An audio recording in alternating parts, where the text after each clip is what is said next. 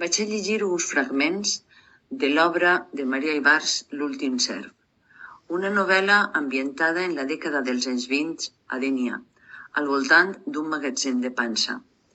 Maria Ibars la va escriure en la dècada dels 50, però la novel·la no va ser publicada fins a 1965, després de la seva mort.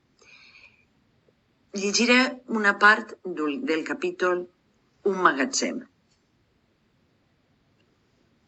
En quan la claror permetia distingir les panses en les paletes, s'obrien les altes portalades que es veien concorregudes com forats de formiguer. La de dalt rebia gens provinents de les bovetes, palmars i marines, suoroses sempre apresarades, amb la impedimenta de berenes, criatures i passejadores.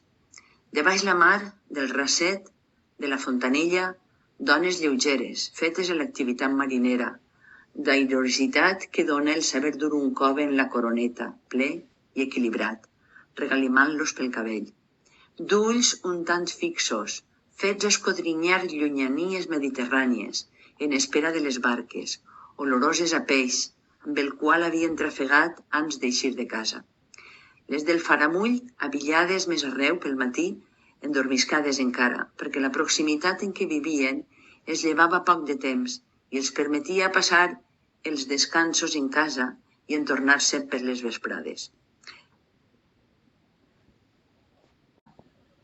Anaven entrant i reprenien cadascuna el seu treball.